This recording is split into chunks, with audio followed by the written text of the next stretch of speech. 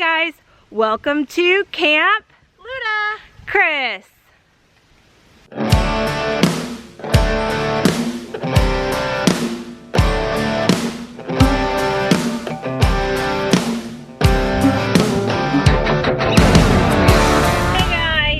We are on our way to the family campground, otherwise known as Camp Lou-Da-Cris. And fly in my face, yes, sorry. yes, we had lots of flies at the campground we were at just now. Quite a few flies. Oh, I know why. Shoot fly, shoot. Because everybody says I'm pretty fly proof. Oh my goodness. Anyway, sorry.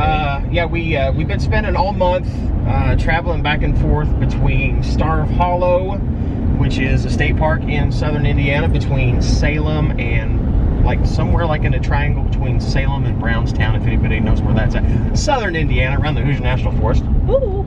That person decided to take my curve. Woo. Don't think he liked me either. We've been spending time at Starve Hollow down in southern Indiana, and then we go to Camp Lou-Da-Cris, set everything up for camp so that I can leave the girls with her mom and dad at the family campground, and then I drive home and play shows on Friday.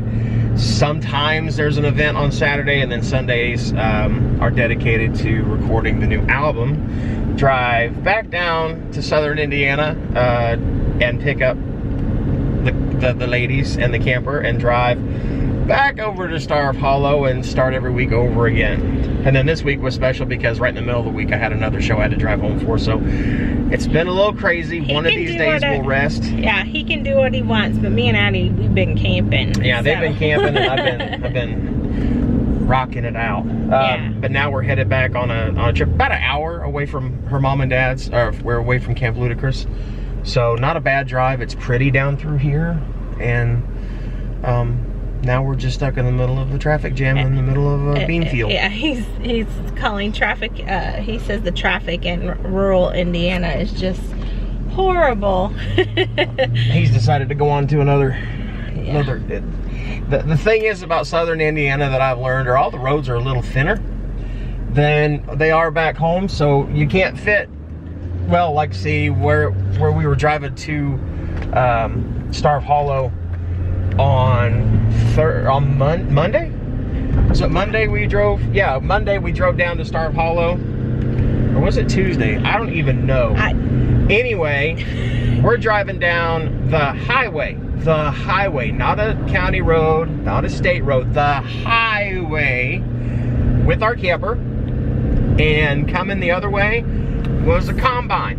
And when I mean combine, I mean one of the huge honking, took up both lanes combines. I ended up taking this thing off-road in order to get out of his way.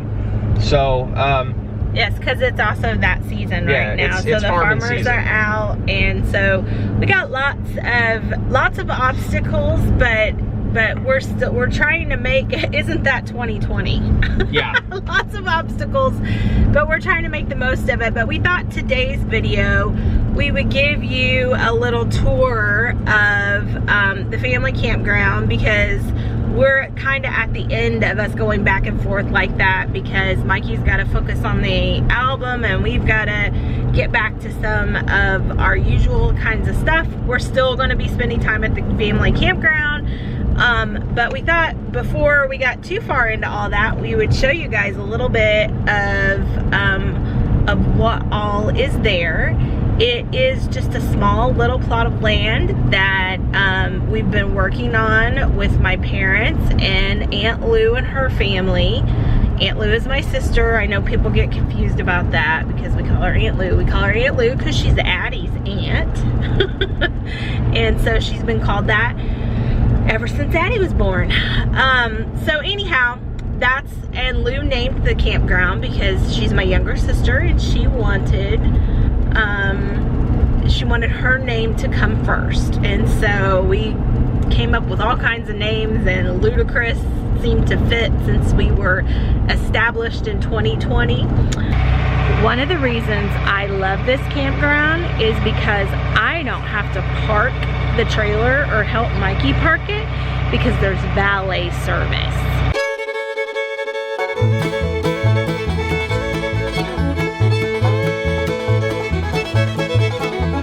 And so each of our little areas, and then we have a nice big fire ring that Mikey created for the family, so we could have campfires, and then we also cook over it, which her dad made this amazing cooking arm. He did it using like a cattle gate, if you know, that are like the big pipe gates, and he just cut an L shape out of that pipe gate and then ran some cable through it with a boat crank pulley system was what he ended up getting for it, and it's supported on an oak tree, so it's going to stand firm, and so it can swing over the fire, so you can heat everything up, and then if you need to tend to it, or if you're ready to pull it off, you can swing it away from the fire and not worry about, you know, inhaling a bunch of smoke, and of course being near the fire. And I'm good to not be near the fire a lot. It tends to get burned, but it does, it cooks a steak very, very good. Well, and so we've been testing all kinds of campfire recipes that could be converted to a grill and those kinds of things. We might actually share some of those in the coming days. But it's just a really cool place where we can get together with our family. We all do a pretty good job of social distancing so that we can kind of create our own little family pod where we can hang out together and spend some family time together. Well, this is a new addition. What do we think, Dad? They made a picnic table out of an old spool, like that one. Really cool. Oh, one of the really cool parts is that the little creek bed that goes through the campground is the creek bed that I used to play in as a little girl. So Addie and her cousins like to play around there, and then they really, really enjoy taking the four-wheelers through the four-wheeler paths that me, Mom, and Papa all have. I need to brag about my kid on this, because when Addie took her first real four-wheeler ride, she was a little timid about it, and of course her grandfather let her drive and he was the passenger, and then he puts her on the back and she becomes the passenger, and it of course brought up stories of back when Chris and I were dating, because I'd never been on a four-wheeler. I think some brothers of mine might have had a three-wheeler that I had played on when I was a kid, but straight up going through the woods really fast on a four-wheeler I'd never done. And so I get on the back of the four-wheeler and he's like, "Let me take you for a real ride." And I thought, well, I know he's going to try and scare me and intimidate me. I'm trying to date his daughter. And by the end of it, by the middle of it, I was screaming my head off because I was an absolute terror. And he couldn't breathe because I was like wrapped around him, you know. But then by the end of it, I thought, you know what, if I'm going to die, this is the way to go. And I ended up having the best time, and I got hooked on it, and there for a long time. Our family, their family, were all riding four-wheelers with a lot of the other families in the area. And now we're kind of getting back into that. So yeah, now that our families are a little bit older. And Miss Ad is now a pro on the four-wheeler. She does a great job, and she loves it, and she can go pretty fast through those hills. So well, and going back to the story of Mikey, Mikey is from central Indiana and I am from southern Indiana, and southern Indiana is a lot more hilly. And I can remember when we first started four-wheeling on our own, he kept saying, "They're making me go up that mountain," which, if you know southern Indiana, we don't have mountains. That's further south. Well, compared to central Indiana, where a hill is this, it looked more like so mountains. We broke him in good. Yeah. We broke him in good. But no, so it's fun for us to be able to kind of have this little place where we can go and the kids can be kids, and we can enjoy each other's company, have a lot of good food and family time. And so we thought you might enjoy seeing some of that content. I'm sorry that it's so bright. It keeps It's our future. The lighting keeps it. Let's hope so. Wow. Yeah, no kidding. It's been a rough couple weeks for us, and y'all have seen why. And well, I think it's just a rough time for everybody, but it has been a rough couple weeks. Most recently for us with losing Aki. Yeah. But we are doing okay, and we are just putting one foot in front of the other. Like, I feel like it's not focused either. There we go. Why don't you take your hand away from your face, maybe? Well, it's like blurring. I don't know. Anyhow, so we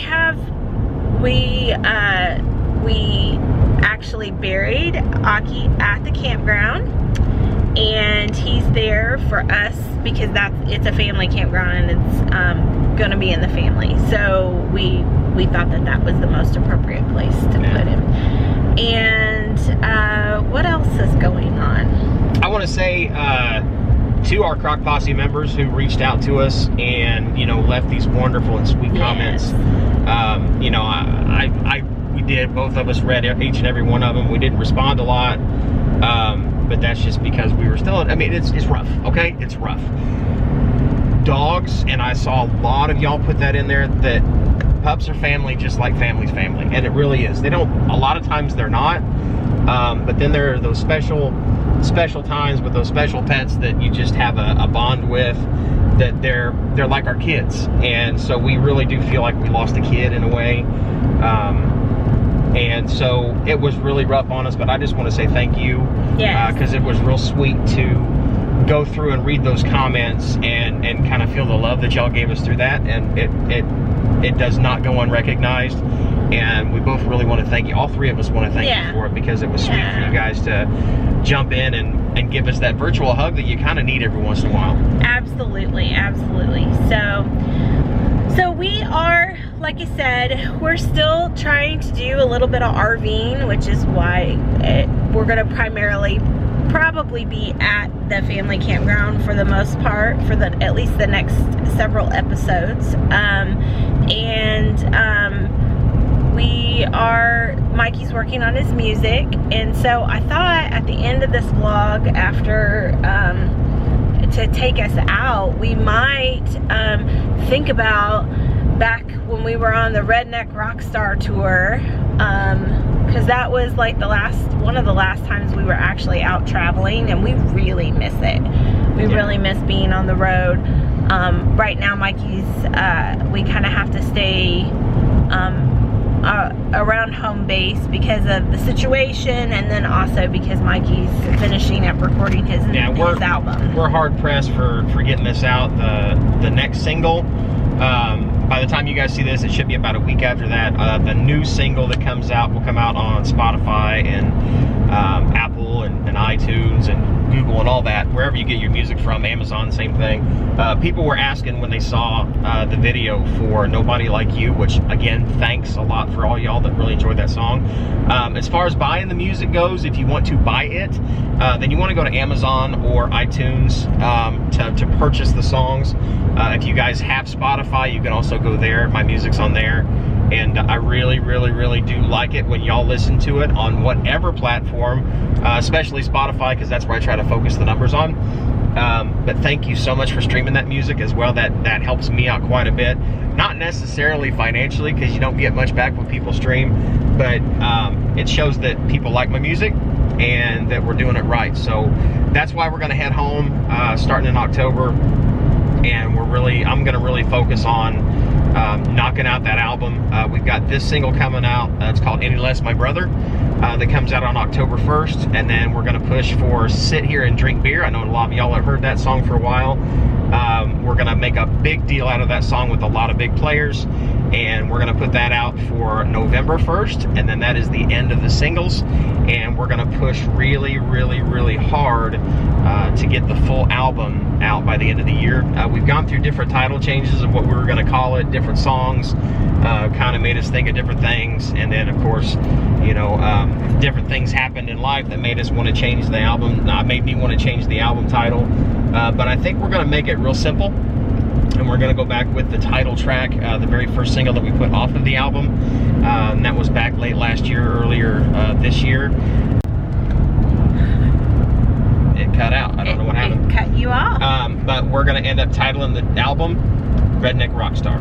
And so that's how we're going to finish out this video, is with one of my favorite songs to play in any venue. And definitely one of my favorite songs on the album, and that is Redneck Rockstar.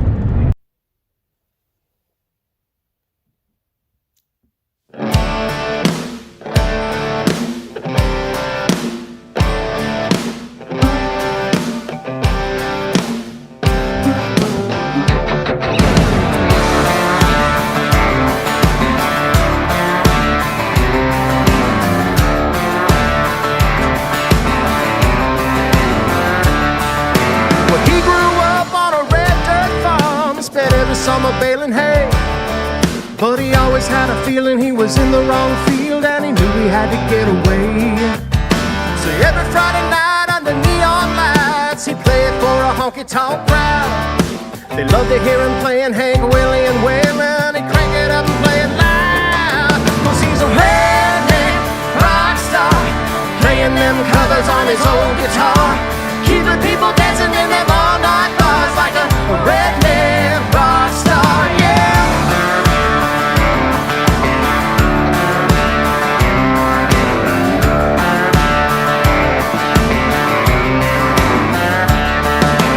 One night he was jamming to a song by Robert Earl Key.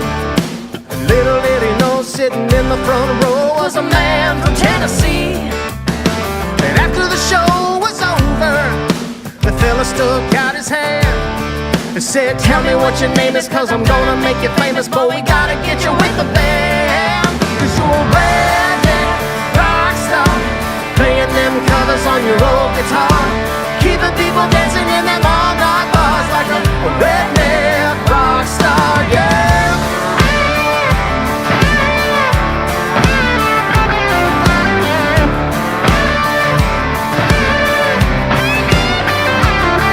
Well, a few weeks later, he was signing papers and playing with a 5-piece band. He used to plow an itty-bitty cornfield, now he's touring across the land as a redneck rock star, playing them songs on his new guitar. He's come a long way from that old tip jar as a redneck rock star. He's a redneck rock star. His mama always knew that he'd go far, and now they cover songs in them all-night bars from the redneck rock star, yeah. Hey, redneck rock star.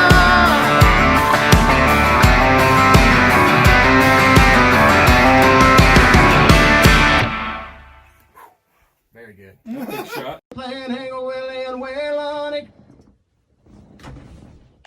Did it crash? Now it's torn across the land.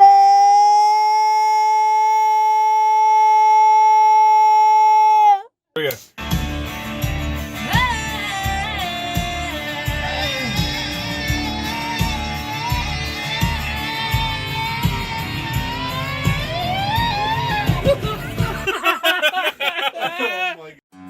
If you want to see the latest, click on the left right here. If you feel like subscribing, click on the right, my dear. And if you think we're funny enough to send us money, click